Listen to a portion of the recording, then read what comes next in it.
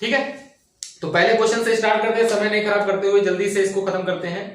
कि पहला क्वेश्चन आपके स्क्रीन पे आ चुका होगा, अगर स्क्रीन पे साफ नहीं दिख रहा होगा तो मैं बोल रहा हूं कि a charge 2 micro coulomb is taken from infinity to a point in electric field without changing in its velocity if work done against electrostatic force, मतलब इलेक्ट्रोस्टैटिक फोर्स के अगेंस्ट अगर वर्क डन कर रहा है तो ये एक्सटर्नल वर्क डन है, is micro 40 microjoule, then find the potential at that point। Option दे रखा था 20 वोल्ट, -20 वोल्ट, -40 वोल्ट और 40 वोल्ट। तो ऑब्वियस सी बात है एक्सटर्नल वर्क डन आपको दे रखा है। पहला क्वेश्चन की बात कर रहा हूं मैं, तो पहले क्वेश्चन की बात कर रहा हूं। एक्सटर्नल वर्क डन भाई साहब आपको दे रखा है, एक्सटर्नल वर्क डन कितना है आपका? एक्सटर्नल वर्क डन है माइनस में 40 माइक्रोजूल, और आपका जो चार्ज है, मतलब जो टेस्ट चार्ज है जिसको लेके जाया जा रहा है, उस टेस्ट चार्ज की वैल्यू कितनी है?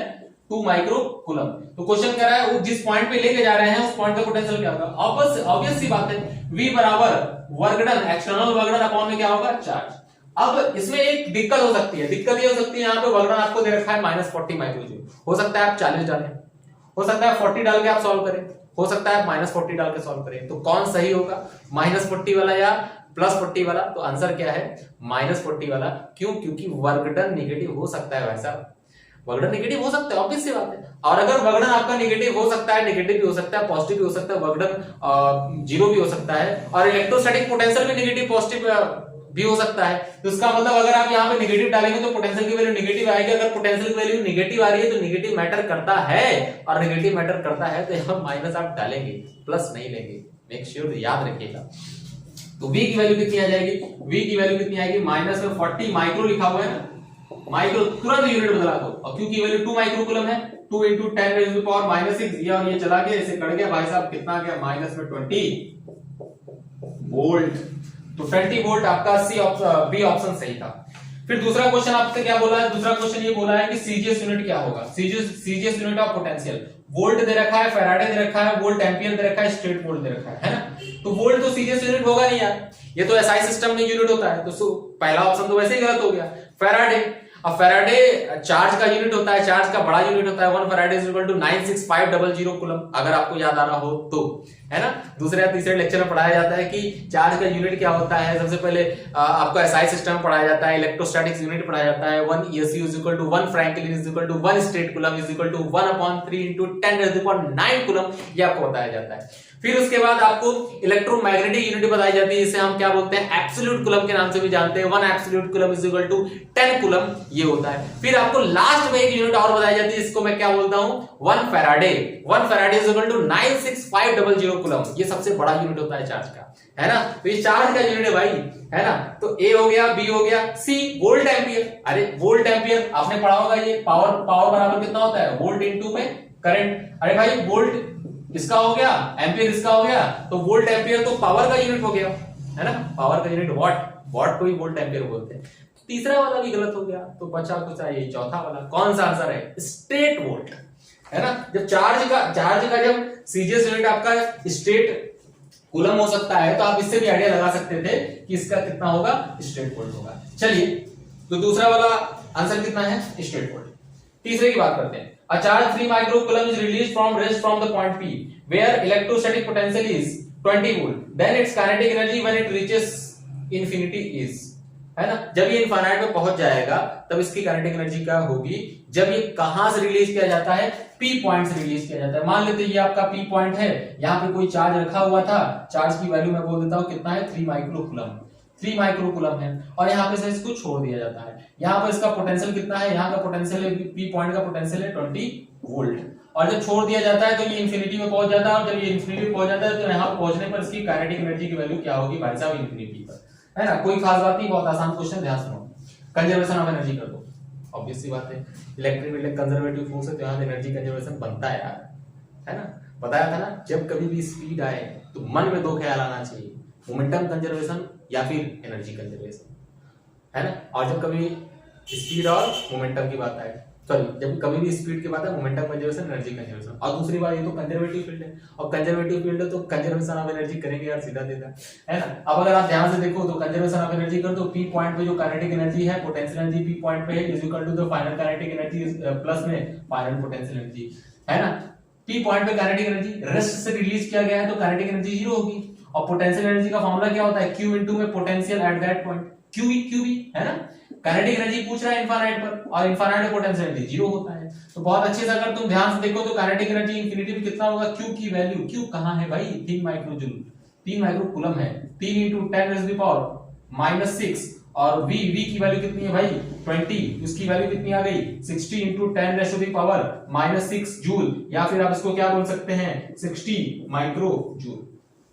ठीक है, तो इसमें ऑप्शन दे रखा है -60 माइक्रोजूल, -60 जूल, -40 माइक्रोजूल और +60 माइक्रोजूल। तो ऑप्शन आपका कौन सा सही होगा, चौथा वाला +60 माइक्रोजूल।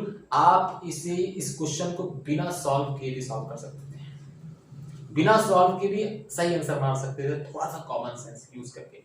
कैसे, सोचो काइनेटिक एनर्जी कभी नेगेटिव होती है क्या, नहीं होती ना, 3 ऑप्शन में तो नेगेटिव ही है, -60 माइक्रोजूल, -60 जूल, -40 माइक्रोजूल, तो तीनों सीधा सीधा गलत हो गया। बचा कुछ आपका चौथा ऑप्शन प्लस वाला, क्योंकि kinetic energy never be negative, kinetic energy कभी नेगेटिव हो ही नहीं सकता भाई। पोटेंशियल एनर्जी नेगेटिव हो सकता है, वगड़न नेगेटिव हो सकता है, काइनेटिक एनर्जी कभी नेगेटिव नहीं हो सकता, क्योंकि K बराबर ½ mv² होता है। सारे के सारे पॉजिटिव क्वांटिटीज इसमें होंगी, v² वैसे भी कभी नेगेटिव आ नहीं सकता, मास कभी नेगेटिव हो नहीं सकता, है ना। तो ये कॉमन सेंस था, है ना, एक तो कॉन्सेप्ट भी था, लेकिन कॉमन सेंस से भी आप क्वेश्चंस लगा सकते हैं। Question number 4, 1 micro charge is shifted from A to B and it is found that work done by external force is 40 microjoule in doing so against electrostatic force, then VA minus VB, कहां से कहां जा रहे हैं भाई, A से B जा रहे हैं।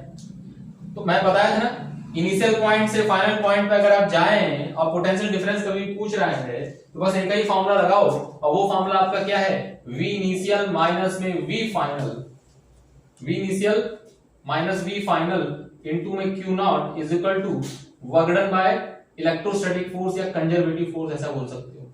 ये इलेक्ट्रोस्टैटिक फोर्स का वर्क डन है। और अगर आपको वर्क डन एक्सटर्नल का निकालना हो तो एक्सटर्नल का वर्क डन बराबर क्या होता है, जस्ट माइनस कर दो, minus of work done by electrostatic force. तो माइनस से जब मल्टीप्लाई में कर दोगे ना यार, तो ये कितना आ जाएगा, V फाइनल माइनस में V इनिशियल हो जाएगा, ये वर्क डन हो जाएगा तुम्हारा। अब बस आपको दे रखा है, तो यार कह रहा है 1 माइक्रोजूल 1 × 10⁻⁻⁶, जिसको ले जाया जा रहा है वो 1 माइक्रोजूल है ना। V फाइनल कहां से चले हैं, A से, पहुंच कहां है, B पर, तो क्या लिखेंगे यहाँ पर VB लिखेंगे और यहाँ VA लिखेंगे, और वर्क डन तुम्हारा दे रखा है पहले से ही, against by an external force के कारण दिया हुआ है, कितना दिया हुआ है 40 माइक्रोजूल। तो 40 × 10⁻⁻⁶ चला गया, तो VB माइनस VA की वैल्यू कितनी आ गई 40 वोल्ट। लेकिन तुमसे यहाँ पे VA माइनस VB की वैल्यू पूछा है, तो बेटा VA माइनस VB, तो ऑब्वियस सी बात है ना, माइनस से मल्टीप्लाई कर दो यार, इतना तो बच्चा जानता है ना, है कि नहीं, -40 वोल्ट आंसर आ गया।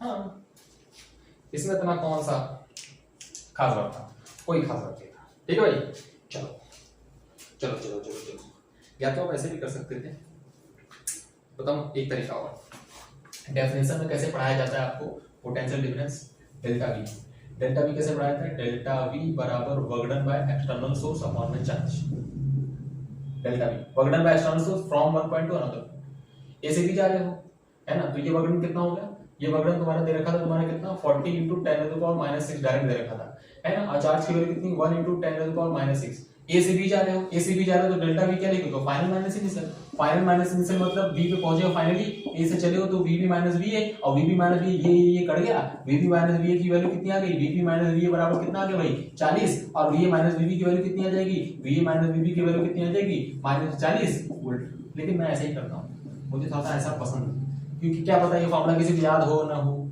लेकिन मैं तो ये याद रखवाता हूँ लोगों को कि यही याद रखो, अच्छे क्वेश्चन इससे होंगे, है ना।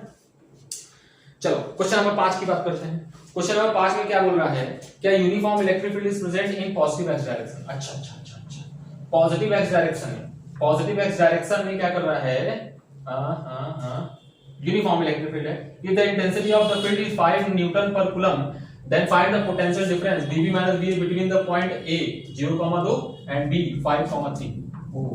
पोटेंशियल डिफरेंस पूछा है, याद रखना क्या पूछा है, पोटेंशियल डिफरेंस। अच्छा, पोटेंशियल डिफरेंस बोलने के बाद VB - VA बोला है, ठीक है, कोई बात नहीं, तो आपको VB - VA ही पूछा है, चाहे पॉजिटिव है चाहे नेगेटिव है, है ना। हालांकि पोटेंशियल डिफरेंस तो हमेशा पॉजिटिव आता है, लेकिन पोटेंशियल डिफरेंस लिखने के बाद वो VB माइनस VA लिख दिया है, इसका मतलब VB माइनस VA ही निकालना है। चलो देख लेते हैं, कोई खास बात नहीं है। ये पॉइंट मान लेते हैं क्या है हमारे पास, ये पॉइंट है हमारे पास A सपोज, और ये पॉइंट हमारे पास क्या है B। ऐसे लिख दे रहा हूं मैं, ज्योमेट्री नहीं बना रहा हूं। 0,2 है, मीटर में है ये, और ये 5,3 है, सही है। और इलेक्ट्रिक फील्ड तुम्हारा किधर है, एक्स एक्सिस के डायरेक्शन में, ये यूनिफॉर्म भी है, ये भी बोला है, और इसकी वैल्यू भी दे रखा है इसमें 5 न्यूटन पर कूलम। अब ये हटा दो, वेक्टर हटा दो, मैग्नीट्यूड लिख रहे हो। काम करें, चलो काम करते हैं। एक फॉर्मूला आपको बताया था कि इलेक्ट्रिक फील्ड अगर तुम्हारा क्या हो कांस्टेंट, तो आप ये फॉर्मूला लगा सकते हो, E डॉट R क्या होता है डिस्प्लेसमेंट, और V initial minus V final. Initial point कहां होता है, जहां से आप चलते हो, और फाइनल पॉइंट क्या होता है, जहां आप पहुंचते हो, है ना। तो मान लेते हैं मैं A से चल रहा हूं और B पे पहुंच रहा हूं, यहां पहुंच रहा हूं, और अगर यहां पहुंचूंगा तो ये R वेक्टर आपको निकालने आना चाहिए। R वेक्टर निकाल लेंगे तो काम आपका हो जाएगा, नहीं होगा तो जाएगा यार, है ना। R वेक्टर निकालो, कैसे निकलेगा R वेक्टर, तो R वेक्टर जब यहां निकालेंगे। अच्छा एक बात और, ये दोनों के बीच का एंगल 0 डिग्री नहीं है। हाँ बहुत बहुत अच्छे से देखना था, ये दोनों के बीच का एंगल 0 डिग्री नहीं है। अगर 0 डिग्री लेकर सॉल्व करोगे गलत आ जाएगा, फिर मेरे को मत करना। 0 डिग्री नहीं है भाई, वो तो ऐसे जनरल पॉइंट मैंने लिख दिया है। अगर तुम ध्यान से, अगर तुम एक्सेस से बनाओगे तो ये 0,2 है ना, x बराबर 0, 0,2 ये यहाँ पे मिलेगा 0,2 ऐसा कुछ, और 5,3 की बात करोगे ये पॉइंट यहाँ पे मिलेगा, है ना। R वेक्टर ऐसे है, इलेक्ट्रिक फील्ड तुम्हारा ऐसे है, इनके बीच का एंगल कुछ ना कुछ होगा, वो एंगल मुझे नहीं पता।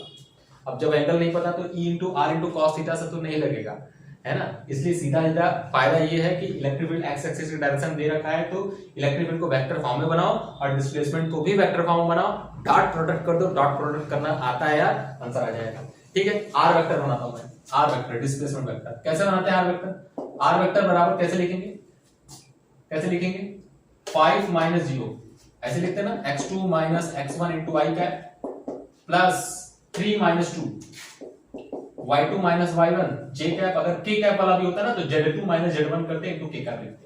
तो यहां ध्यान से अगर तुम देखो तो इसकी वैल्यू कितनी आ गई भाई, 5 i कैप प्लस में 1 j कैप, ये R वेक्टर है। और अगर इलेक्ट्रिक फील्ड की अगर बात करूं, ये अच्छा क्वेश्चन था, इलेक्ट्रिक फील्ड की वैल्यू की अगर बात करूं तो आपको i कैप लगाना पड़ेगा, क्योंकि x डायरेक्शन बोला है इसने, पॉजिटिव x डायरेक्शन। तो अब देखो ना कि v इनिशियल कहां से चले हैं, a से चले हैं, क्योंकि R वेक्टर डायरेक्शन मैंने ऐसे ही माना है ना। va माइनस में क्या हो जाएगा vb and this is equal to, तो डॉट प्रोडक्ट करोगे तो i के कोफिशिएंट का i के कोफिशिएंट से मल्टीप्लाई करोगे तो 5 इंटू 5 हो जाएगा, प्लस j का कोफिशिएंट इसमें है नहीं तो उसको क्या मानोगे 0 मानोगे, 0 इंटू 1 0 हो जाएगा, तो हटाओ उसको। कितना आ जाएगा v माइनस vb भाई, v माइनस vb आपके पास आएगा 25 वोल्ट आ जाएगा, लेकिन शायद आपसे vb माइनस va पूछा है तो माइनस 25 होगा, दैट्स इट, आपका चौथा ऑप्शन होगा। फिर क्वेश्चन में क्वेश्चन नंबर 6 है ना, देखिएगा जरा, थोड़ा सा मैं इसको इरेज कर दूं। फिर आपका क्वेश्चन नंबर 6 बोल रखा है, क्वेश्चन नंबर 6 क्या कह रहा है कि figure shows some equipotential surfaces. कुछ इक्विपोटेंशियल सरफेसेस आपको फिगर में दे रखे हैं और आपको बताना है कहां पर इलेक्ट्रिक फील्ड ज्यादा होगा। सम इक्विपोटेंशियल सरफेसेस,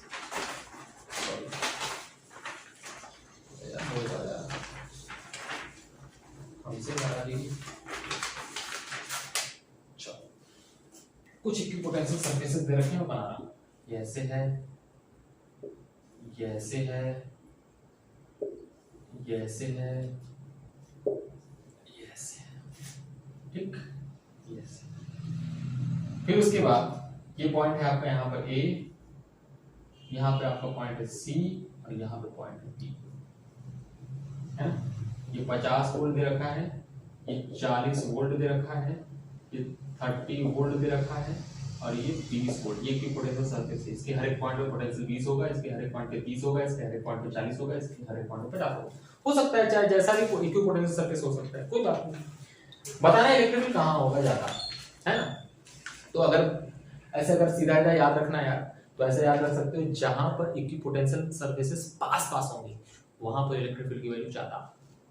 जैसे होता था ना इलेक्ट्रिक फील्ड लाइंस जहां ज्यादा होगा, डेंस होगा, वहां पे इलेक्ट्रिक फील्ड की वैल्यू ज्यादा है ना। वैसे ही जहां पर इक्विपोटेंशियल सरफेस पास होंगी वहां पर इलेक्ट्रिक फील्ड की वैल्यू ज्यादा, और जहां पर इक्विपोटेंशियल सरफेस की वैल्यू दूर होगी वहां पे इलेक्ट्रिक फील्ड की वैल्यू कम। कैसे आया रूल बता देता हूं, आपको फील भी आएगा कैसे बता रहे हैं सर। सोच के देखो, E बराबर माइनस में dv बाई dr पड़ा था, कुछ देर के लिए माइनस हटा देना, क्योंकि माइनस तो डायरेक्शन के बारे में बता देता है ना, डायरेक्शन के बारे में बता देता है, और ये बता देता है कि r के डायरेक्शन में जाएंगे, इलेक्ट्रिक फील्ड के डायरेक्शन जाएंगे तो पोटेंशियल घट जाता है, ये बताता है माइनस। तो उसको छोड़ो, माइनस को छोड़ो, हमें तो मैग्नीट्यूड देखना है, मैग्नीट्यूड है ना भाई। तो ध्यान से अगर तुम देखो इन दोनों पॉइंट के बीच का पोटेंशियल डिफरेंस देखो 10, इन दोनों पॉइंट के बीच का पोटेंशियल डिफरेंस अगेन 10, इन दोनों पॉइंट के बीच का पोटेंशियल डिफरेंस अगेन 10। तो दो तीनों जगह पे सेम पोटेंशियल डिफरेंस आ रहा है। अगर तीनों जगह पे सेम पोटेंशियल डिफरेंस आ रहा है तो v की वैल्यू क्या होगी, कांस्टेंट, क्योंकि हम कंपेयर कर रहे हैं ना, हम कंपेयर कर रहे हैं। तो अगर तुम्हारा जब कभी भी dv बराबर कांस्टेंट हो तो बहुत अच्छे से अगर तुम देखो तो E is inversely proportional to क्या हो गया, dr, where dr is the distance between two equipotential surfaces. dr is the दो पॉइंट के बीच का डिस्टेंस, और यहां पे क्या होगा, dr इज द दो पॉइंट के बीच का डिस्टेंस, और यहां पे क्या होगा, दो इक्विपोटेंशियल सरफेस के बीच का डिस्टेंस। तो सोच के देखो, जहां पर dr कम वहां पे फील्ड ज्यादा, इनवर्सली प्रोपोर्शनल। जहां पे dr ज्यादा वहां पे फील्ड कम। तो सीधा ऐसे याद रख सकते हैं यार कि जहां पे इक्विपोटेंशियल सरफेस पास होगी वहां पे इलेक्ट्रिक फील्ड की वैल्यू ज्यादा होगा, दैट्स इट। तो बी पॉइंट आ गया, है ना। इसी पर बेस्ड और भी अच्छे अच्छे क्वेश्चंस बनाए जा सकते हैं। अब मैं क्वेश्चन नंबर 7 लेता हूं, देखते हैं क्वेश्चन नंबर 7 क्या कहता है। ठीक है भाई, क्वेश्चन नंबर 7 की बात करते हैं। अब अगर हम क्वेश्चन नंबर 7 की बात करें तो यहां पे हमारे पास तीन चार्जेस, एक चार्ज यहां, एक चार्ज यहां, एक चार्ज यहां पर है प्लस क्यू, यहां पर है प्लस क्यू, यहां पर है प्लस माइनस कैपिटल क्यू, ये आर है, ये आर है। बोल रहा है figure shows an arrangement of 3 point charges, the total potential energy of this arrangement is 0, calculate the ratio of small Q by capital Q.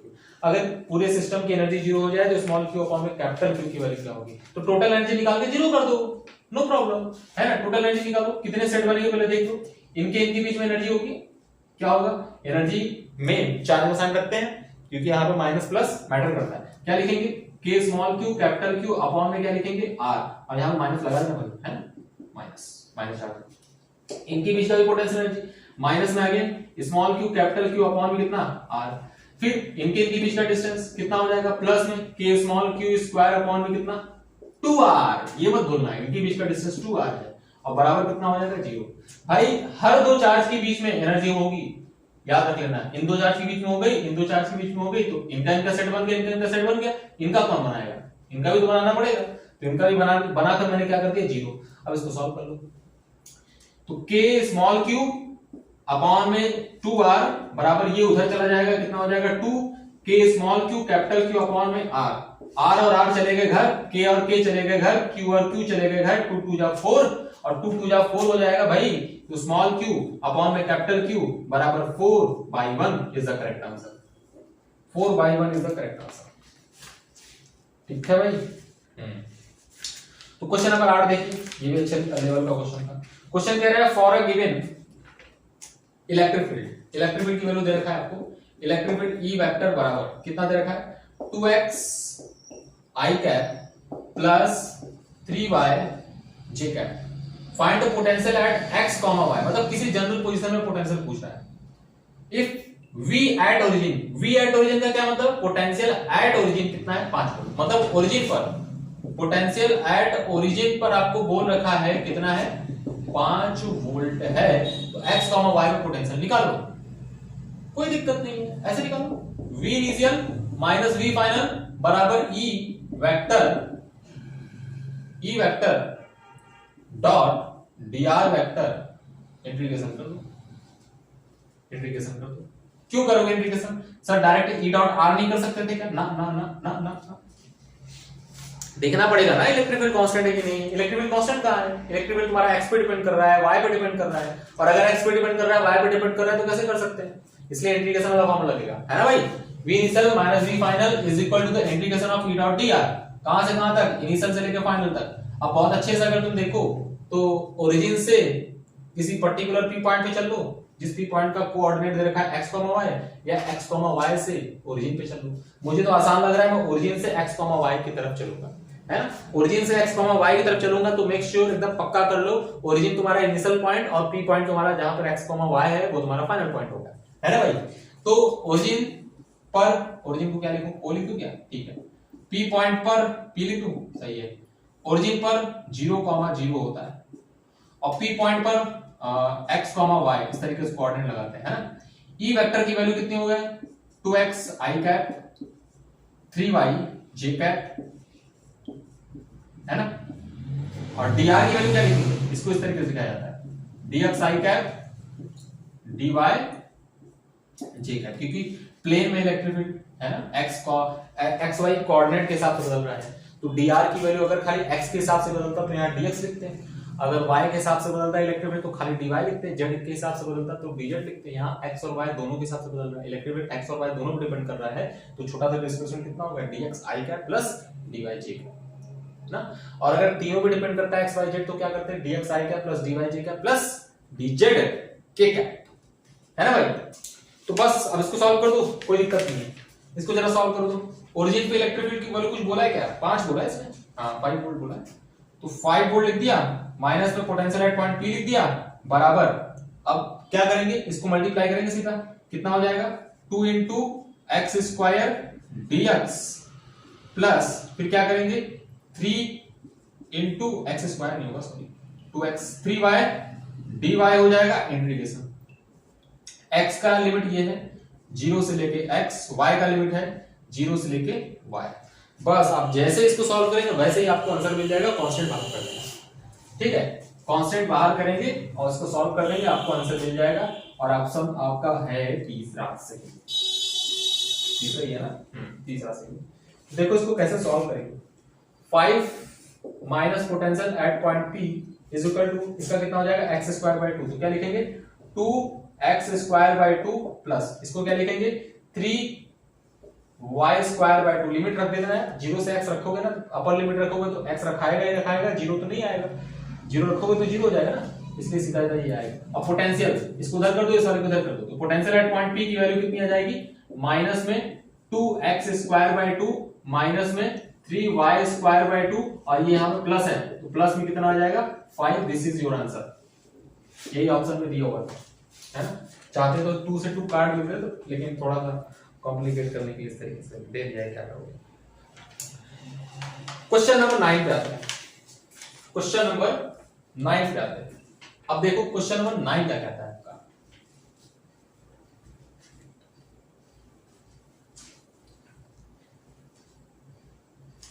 Question number 9 कह रहा है the electric field due to short dipole at a distance small r on the axial line.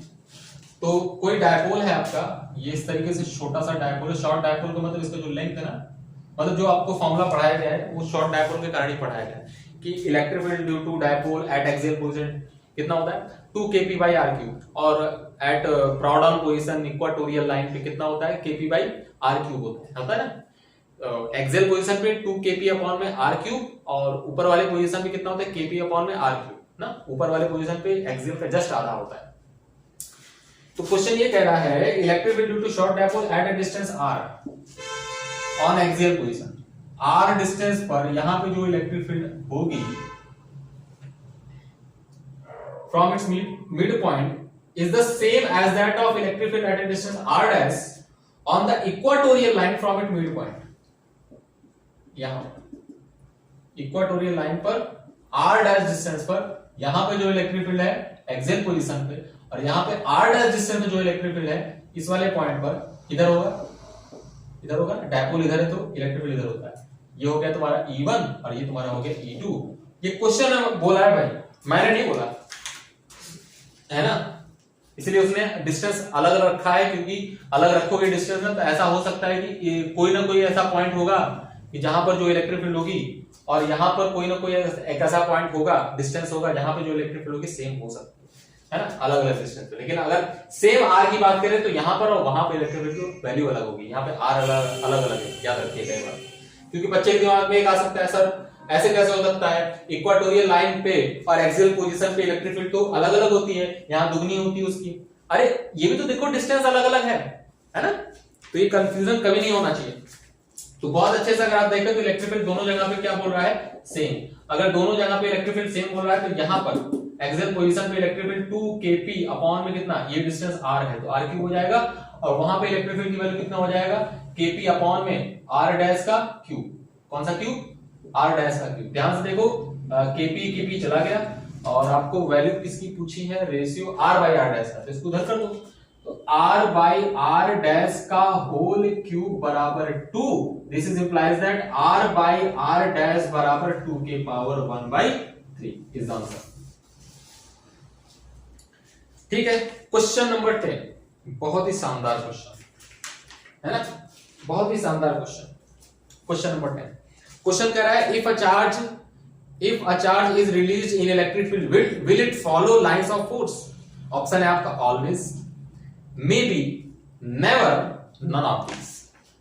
How देखते हैं, कह रहा है कि अगर इलेक्ट्रिक फील्ड लाइंस खींची गई है और अगर मैं चार्ज को छोड़ देता हूं तो क्या वो हमेशा लाइंस ऑफ फोर्स को फॉलो करता है, जैसे इलेक्ट्रिक फील्ड लाइंस इस तरीके से। तो अगर एक चार्ज पार्टिकल को यहां पर मैं छोड़ दूंगा, अगर मैं इसको छोड़ दूंगा क्या होगा जरा बताओ भाई। छोड़ दोगे यहां पर इसको तो इस पर फोर्स लगेगा, है ना, रिलीज बोला है, if a charge is released in electric field. अगर इसको आप छोड़ दोगे इसमें फोर्स लगेगा फील्ड के डायरेक्शन पे, अगर पॉजिटिव चार्ज होगा, और अगर नेगेटिव चार्ज होगा तो फील्ड के ऑपोजिट डायरेक्शन में फोर्स लगेगा, और पॉजिटिव चार्ज होगा तो फील्ड के डायरेक्शन में फोर्स लगेगा। ये वाला चार्ज पार्टिकल तुम्हारा ऐसे ऐसे ऐसे ऐसे ऐसे ऐसे जाएगा, और ये वाला चार्ज पार्टिकल तुम्हारा ऐसे ऐसे ऐसे ऐसे जाएगा। देखो लाइन ऑफ फोर्स को क्या कर रहा है, फॉलो कर रहा है। और अगर तुम्हारा लाइन ऑफ फोर्स को फॉलो कर रहा है तो ये चार्ज पार्टिकल इधर जाएगा और ये वाला चार्ज पार्टिकल तुम्हारा इधर जाएगा। ऑब्वियस सी बात है, यहां पे तो लाइन ऑफ फोर्स को फॉलो कर रहा है, लेकिन अगर तुम्हारा इलेक्ट्रिक फील्ड नॉन यूनिफॉर्म हो, अगर इलेक्ट्रिक फील्ड तुम्हारा नॉन यूनिफॉर्म होगा, मान लो ऐसे कर लो, ऐसे कर लो, ऐसे कर लो, अगर नॉन यूनिफॉर्म, तो यहां पर रख के जब छोड़ोगे, यहां पर जैसे पॉजिटिव चार्ज को रख के छोड़ोगे तो इस पॉइंट पे इलेक्ट्रिक फील्ड तो टेंजेंट के डायरेक्शन में होगी इधर, और टेंजेंट के डायरेक्शन में होगी तो फोर्स भी इधर ही लगेगा, और जब फोर्स इधर लगेगा तो फिर क्या होगा, फोर्स इधर लगेगा तो ये चार्ज पार्टिकल इसको फॉलो ना करते हुए इस डायरेक्शन में से भागेगा, ऐसे होगा। मतलब यूनिफॉर्म इलेक्ट्रिक फील्ड में अगर ऐसे क्वेश्चन पूछा होता, if a charge particle is released in uniform electric field will it follow lines of force, तो आंसर यस, ऑलवेज डालते हैं अपन, मे भी नहीं डालते, ऑलवेज डालते। लेकिन यहां आपसे सिर्फ और सिर्फ इलेक्ट्रिक फील्ड बोला है, तो इलेक्ट्रिक फील्ड में नॉन यूनिफॉर्म भी हो सकता है, यूनिफॉर्म भी हो सकता है, तो यहाँ पे ऑलवेज सही नहीं होगा, यहाँ पे मे भी सही होगा, और मे भी पे आप आंसर मार के आगे बढ़ोगे।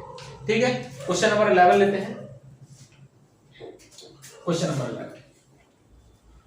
नंबर 11 में एक क्लोज्ड सरफेस बनाया हुआ है आपका इस तरीके का, ये क्लोज्ड सरफेस है, क्लोज्ड सरफेस है, इसमें फ्लक्स दिखाया गया है, नंबर ऑफ लाइंस आपको दिखाई गई है, कुछ लाइंस बाहर आ रही है, number of electric field lines, और कुछ लाइंस अंदर जाएगी। लाइंस का मतलब फ्लक्स है ना भाई, तो ये सीधा आपको फ्लक्स दे रखा है 15, 10, 30 और 20।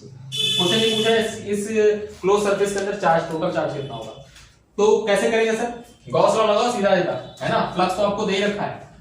अब बाहर वाली बाहर वाली लाइंस को हम क्या मानते हैं, पॉजिटिव फ्लक्स, और अंदर वाली लाइंस को क्या मानते हैं, नेगेटिव फ्लक्स। तो total flux from the closed surface is equal to the enclosed charge upon में एप्सिलॉन नॉट। टोटल फ्लक्स क्या होगा, बाहर वाली लाइन जितनी है सबको ऐड कर दो, कितना, 3 + 10 + 20, और अंदर जो लाइन एंटर कर रही है माइनस हो जाएगा। भाई साइन कन्वेंशन लगाना पड़ेगा ना, बाहर वाले को पॉजिटिव मानोगे तो अंदर वाले को नेगेटिव। लेकिन फिजिक्स में बोल दिया गया है कि फ्लक्स अगर तुम्हारा बाहर जा रहा हो तो बाहर वाले फ्लक्स को पॉजिटिव ही मानना है और अंदर वाले फ्लक्स को नेगेटिव मानना है। तो आप भी ये आज के बाद याद रख लीजिए, बाहर वाले फ्लक्स को, बाहर वाले लाइंस को हम क्या मानेंगे, पॉजिटिव फ्लक्स, और अंदर वाले लाइंस को क्या मानेंगे, नेगेटिव फ्लक्स। क्यों बोलते हैं पॉजिटिव फ्लक्स भाई बाहर वाले लाइन को, क्योंकि बाहर लाइन तभी जा सकती है ना क्लोज सरफेस से जब अंदर चार्ज पॉजिटिव रखा हो, हाँ इसलिए पॉजिटिव फ्लक्स है ना, इसलिए बोला गया। तो बहुत अच्छे से अगर आप ध्यान से देखें तो नीचे क्या लिखे, यहाँ नीचे नहीं लिखे तो टोटल फ्लक्स है ना। यहाँ क्या हो जाएगा Q इन अपॉन में एप्सिलॉन नॉट। ध्यान से अगर तुम देखो तो इसको हम क्या बोल सकते हैं, ये हो जाएगा आपका 40, फिर उसके बाद क्या हो जाएगा 60 में से 15 घटाएंगे 45 आ जाएगा, Q इन अपॉन में 45 एप्सिलॉन नॉट। तो ये हो जाएगा तुम्हारा। तो क्वेश्चन नंबर 11 हो गया। अब बात करते हैं क्वेश्चन नंबर 12 की। ये भी बहुत अच्छा क्वेश्चन है, ये भी बहुत अच्छा क्वेश्चन है। हाँ, क्वेश्चन नंबर 12। तो क्वेश्चन नंबर 12 में आपसे क्या कह रहा है, क्वेश्चन नंबर 12 में आपके ये कह रहा है कि let E be the electric field and V the electric potential at a point. किसी पर्टिकुलर पॉइंट पे इलेक्ट्रिक फील्ड E है और पोटेंशियल V है। तो क्वेश्चन आपका पहला ये है कि if E does not equal to 0 V can not be 0। Question आपका क्या कह रहा है, if E does not equal to 0 then V can not be 0। नहीं हो सकता, V can not be 0। E बराबर 0 V मस्ट बी 0। E बराबर 0 तो V मस्ट बी 0, ये दूसरा ऑप्शन। V बराबर 0 E मस्ट बी 0। अगर V बराबर 0 हो जाएगा तो E की वैल्यू भी क्या हो जाएगी, 0 हो जाएगा। चौथा है नन ऑफ दिस। इसका आंसर क्या है, ये चौथा ही इसका आंसर है।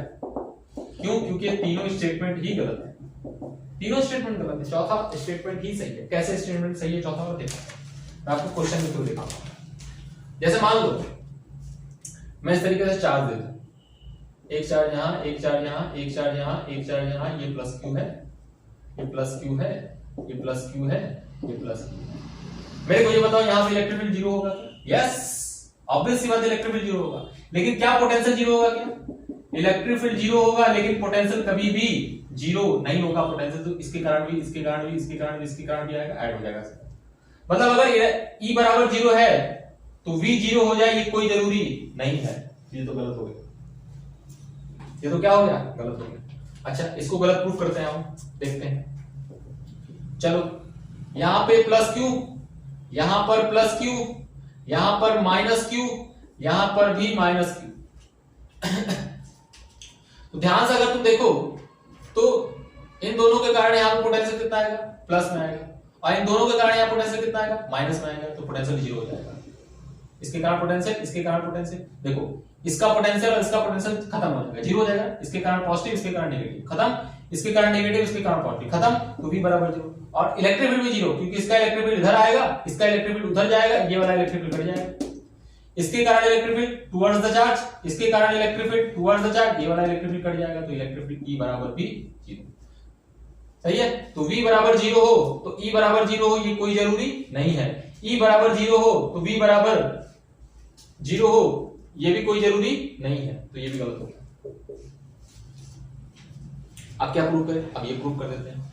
E does not equal to 0, V does not equal to 0। ये तो आसान है, ऐसा कोई भी क्वेश्चन ले लो यार, वो तो आ ही जाएगा। E does not equal to 0, V does not equal to 0। यहाँ पे ऐसे प्लस क्यू ले लो, इधर प्लस 2q ले लो, है ना भाई, और यहाँ पर q ले लो, और यहाँ पर q ले लो। तो इसके कारण यहाँ पे इलेक्ट्रिक फील्ड जो होगा इधर आएगा, इसके कारण इधर आएगा, ये वाला तो कैंसिल आउट हो जाएगा।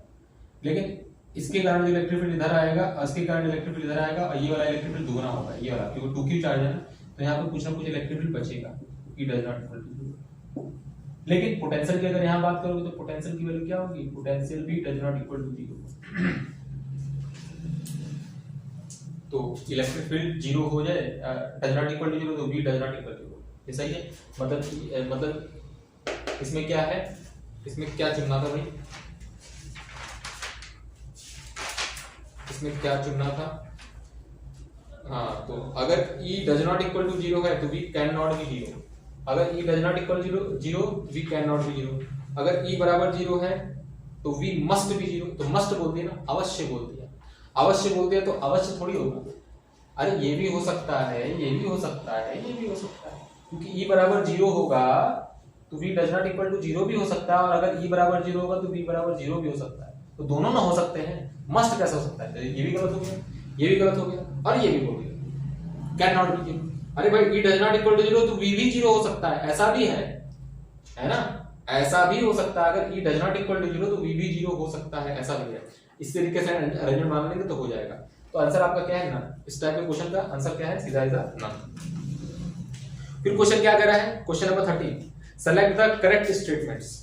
पहला क्या है? The electric lines of force are always close curve. ना ना ना ना, electric lines of force close curve कभी भी नहीं, आर ऑलवेज क्लोज कर्व, हमेशा नहीं बनाती हैं। कौन बनाता है इलेक्ट्रिक लाइंस क्लोज कर्व? कौन सा बनाता है क्लोज कर्व? हमारा इलेक्ट्रिक लाइंस ऑफ फोर्स अगर बात किया जा रहा है तो दो टाइप की इलेक्ट्रिक फील्ड होती है, एक नॉन कंजर्वेटिव इलेक्ट्रिक फील्ड होती है और एक कंजर्वेटिव होती है, कंजर्वेटिव इलेक्ट्रिक फील्ड होती है। एक non conservative electric field lines होती हैं और एक कंजर्वेटिव इलेक्ट्रिक फील्ड लाइंस होती है। और हम लोग प्यार से कंजर्वेटिव इलेक्ट्रिक फील्ड लाइंस को ही इलेक्ट्रोस्टैटिक लाइन बोलते हैं। कौन सा line?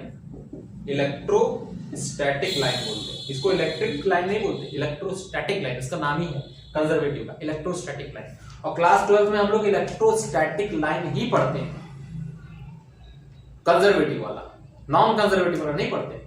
Non conservative electric field lines आपको पढ़ाया जाता है मैग्नेटिज्म में, है ना, वो भी थोड़ा सा पढ़ाया जाता है। तो नॉन कंजर्वेटिव हम लोग इलेक्ट्रिक फील्ड लाइंस नहीं पढ़ते। और अगर दोनों इलेक्ट्रिक फील्ड लाइंस को कलेक्टिवली बोले तो सीधा सीधा इलेक्ट्रिक फील्ड लाइंस बोलते हैं। तो बताओ, क्या इलेक्ट्रिक फील्ड लाइंस हमेशा क्लोज कर्व बनाता है? नहीं। इलेक्ट्रिक फील्ड लाइंस अगर कंजर्वेटिव होगा तो कभी भी क्लोज कर्व नहीं बनाएगा, और अगर नॉन कंजर्वेटिव होगा तो क्लोज कर्व बनाता है ना। तो हम लोग जो पढ़ते हैं अपने प्रॉपर्टी में इलेक्ट्रिक फील्ड लाइंस की प्रॉपर्टी, वो हमारी इलेक्ट्रोस्टैटिक फील्ड लाइन होती है, और इलेक्ट्रोस्टैटिक फील्ड लाइन कभी भी क्लोज कर्व नहीं बनाता। तो पहला गलत हो गया। Electric lines of force are parallel to equipotential surface, गलत। इलेक्ट्रिक लाइंस ऑफ फोर्स जो तुम्हारा होगा हमेशा क्या होता है? इक्विपोटेंशियल सरफेस के 90 डिग्री पर होता है, इक्विपोटेंशियल सरफेस से 90 डिग्री पर होता है। तो ये गलत हो गया। Electric lines of force are perpendicular to, हाँ ये तो अभी मैंने बोला, ये सही है। चौथा, electric lines of force is always the path of positive charge. ना ऑलवेज नहीं हो सकता। भी पहला वाला क्वेश्चन बताया ना, क्वेश्चन नंबर कौन सा था वो? नॉन यूनिफॉर्म इलेक्ट्रिक फील्ड करके बताया था अभी। क्वेश्चन नंबर आपका था कहीं भी था, हाँ क्वेश्चन नंबर 10 था, है ना। ऑलवेज लिखा हुआ है तो इसलिए गलत है, always path of the positive charge. तो 13 का आंसर कौन सा सही है? सी। क्वेश्चन नंबर 14 देखें। If the electric flux entering मतलब अंदर एंटर कर रहा है, तो ये माइनस फ्लक्स हो गया। Entering and leaving a closed surface are respectively magnitude दे रखा है, मेक श्योर मतलब साइन आप खुद लगाएंगे, इसलिए यहाँ पे मैग्नीट्यूड मेंशन कर रखा है। तो एंटरिंग कितना है? 5 तो 5 क्या होगा? माइनस साइन के साथ इसको डिनोट करेंगे। तो टोटल फ्लक्स और लीविंग मतलब बाहर निकल रहा है तो पॉजिटिव हो गया। तो लीविंग वाला आपका 5 है, तो ये 5 हो गया, और एंटरिंग वाला 5 है, तो उसको माइनस साइन के साथ डिनोट करेंगे, क्योंकि ये मैग्नीट्यूड है, आपको माइनस खुद लगाना पड़ेगा, इसलिए आपको यहाँ पे लीविंग और एंटरिंग वर्ड बोला है। तो कह रहा है that the electric charge inside the surface, भाई टोटल चार्ज को लिख दो ना, Q in upon epsilon naught, Q in upon epsilon naught, epsilon naught का मल्टीप्लाई हो जाएगा तो Q in की वैल्यू कितनी आ जाएगी? epsilon naught times of 5 minus में कितना हो जाएगा? 5 हो जाएगा, ये अंदर वाला चार्ज। तो ऑप्शन नंबर सी सही है। फिर क्वेश्चन नंबर 15 पे आते हैं। क्वेश्चन नंबर 15 क्या कहता है? बहुत ही अच्छा क्वेश्चन है, उम्दा क्वेश्चन है ना। आओ थोड़ा सा डिटेल में इसको समझाते हैं।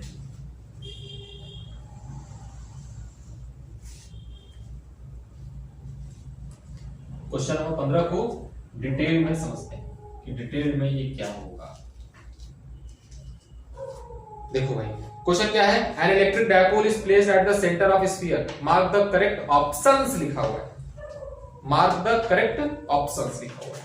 तो सेंटर में रखा हुआ है भाई, तो ये स्फीयर है, मान लेते हैं एक क्लोज स्फीयर है, इसके सेंटर में रखा हुआ छोटा सा शॉर्ट डायपोल है, तो एक पॉजिटिव चार्ज होगा और एक नेगेटिव चार्ज होगा। बना भले ही मैं बड़ा रहा हूं, लेकिन होगा वो छोटा सा, थोड़ा सा आपको समझ में आएगा, इसलिए बड़ा सा सेंटर रखा हुआ छोटा सा चार्ज होगा, स्फीयर के सेंटर पर रखा हुआ। तो 4 ऑप्शन आपको करेक्ट करना है ना। तो पहला ऑप्शन है the electric field is zero at every point of the sphere. क्या इलेक्ट्रिक फील्ड हर एक पॉइंट पे स्फीयर के जीरो होगा? नहीं जीरो होगा। क्यों? क्योंकि आपको दिख रहा है ये वाला पॉइंट जो होगा एक्सियल होगा, यहाँ पे तो 2 kp/r² होगा, और ये वाला पॉइंट क्या होगा, ब्रॉड आर्म पोजीशन होगा, इक्वेटोरियल लाइन, यहाँ पे तो kp बाई आर क्यूब होता है, आर स्क्वायर नहीं सॉरी आर क्यूब, यहाँ पे 2kp बाई आर क्यूब, यहाँ पर kp बाई आर क्यूब, तो इलेक्ट्रिक फील्ड जीरो तो नहीं होगी भाई, जीरो तो नहीं होगी, यहाँ पे कुछ ना कुछ वैल्यू होगी, तो पहला ऑप्शन तो गलत हो गया। अच्छा पहला ऑप्शन गलत हो गया तो दूसरा ऑप्शन चेक कर लेते हैं। The flux of electric field through the sphere is non zero, flux non zero होगा भाई साहब। फ्लक्स क्या होता है, टोटल चार्ज, फ्लक्स को सिर्फ टोटल अंदर वाले चार्ज से मतलब होता है, अंदर वाला चार्ज तो जीरो है ना, है ना, तो फ्लक्स क्या है, फ्लक्स हमेशा जीरो रहेगा उस क्लोज सरफेस से, तो नॉन जीरो बोला है, नॉन जीरो बोला है तो ये भी गलत हो गया। अब तीसरे पे, the electric field is zero on a circle on a sphere, इस स्फीयर, अब बताओ ये स्फीयर है ना, अब स्फीयर ढेर सारे सर्कल से मिलकर बना हुआ है, ऐसे फिर ऐसे ढेर सारे सर्कल पे मिलकर बना हुआ है, तो क्वेश्चन ये कह रहा है the electric field is zero on a circle on a sphere. भाई साहब किसी भी सर्कल पर नहीं होगा जीरो, किसी भी, क्योंकि अगर ऐसे रखा हुआ है, जैसे बताऊं मैं, ऐसे डायपोल रखा हुआ है ना, तो यहाँ इस वाले सर्कल पे तो नहीं होगा, यहाँ दिखा दिया मैंने 2kp बाई आर के यहाँ पे, है ना, क्योंकि ये वाला पॉइंट और ये वाला पॉइंट इन डाउन पोजीशन हो गया, ठीक है। एक सर्कल ऐसे बनाओगे, एक सर्कल ऐसे बनाओगे, तो इस वाले सर्कल के इस वाले पॉइंट पर अगर तुम ध्यान से देखो broad position kp by R, कहने का मतलब ये किसके हर एक पॉइंट पे, जैसे आपने electric field at any point पढ़ा है ना, एट एनी पॉइंट पी, तो बताओ किसी भी at any point P theta angle पर, तो अगर इलेक्ट्रिक फील्ड की वैल्यू अगर मैं देखूं तो नेट इलेक्ट्रिक फील्ड की वैल्यू कितनी होती है, 2kp अपॉन में आर क्यूब, 2 नहीं होता है, सिर्फ kp बाई आर क्यूब होता है, रूट में कितना 3 cos स्क्वायर थीटा प्लस 1। मतलब किसी भी तरीके से डायपोल मोमेंट तो है अंदर, क्या कोई तरीका ऐसा हो सकता है इलेक्ट्रिक फील्ड जीरो हो जाए, नहीं, इम्पॉसिबल। इलेक्ट्रिक फील्ड जीरो तभी हो सकता है जब डायपोल मोमेंट जीरो या आर इनफाइनाइट हो ही नहीं सकता, आर इनफाइनाइट लोगे तो क्या इनफाइनाइट पे पहुंच हो गया, तो फाइनाइट साइज का स्फीयर है ना, तो कहने का मतलब ये कि यहां पर इलेक्ट्रिक फील्ड होगा एट एनी पोजीशन, यहां पे भी होगा, यहां पे भी होगा, ऐसा कोई भी पॉइंट नहीं होगा जहां पर इलेक्ट्रिक फील्ड इस स्फीयर के कोई भी इस स्फीयर का कोई भी सर्कल का कोई हिस्सा नहीं होगा जिसके हर एक पॉइंट पे इलेक्ट्रिक फील्ड जीरो हो जाए, ठीक है। आप एक बार सोचिएगा इस क्वेश्चन को, ऐसा हो ही नहीं सकता, क्योंकि डायपोल रखा हुआ है तो एक स्फीयर ऐसा बनेगा, सॉरी एक सर्कल ऐसा बनेगा स्फीयर के ऊपर, तो इसका ये ब्रॉड आर्म पोजीशन, ये एट एनी पॉइंट ये भी हो जाएगा, ऐसे ऐसे ऐसे ऐसे नहीं होगा, जीरो नहीं हो सकता कभी, चाहे ऐसे सर्कल बना लो, इम्पॉसिबल, जीरो नहीं हो सकता, है ना। तो ये आपका थर्ड था, तो इसका मतलब चौथा ही सही होगा। चौथा क्या है, the electric field is not zero anywhere on the sphere, yes electric field is not zero anywhere on the sphere, यही आपको सोचना, ठीक है। चलिए क्वेश्चन नंबर 15 टोटल कंप्लीट हो चुका है, यूनिट टेस्ट 2 का ये क्वेश्चंस डिस्कस हो रहा था, ठीक है। आपको अगले एग्जाम के लिए, अगले टेस्ट के लिए बहुत बहुत बेस्ट ऑफ लक, ठीक है। तब तक के लिए धन्यवाद, थैंक यू वेरी मच।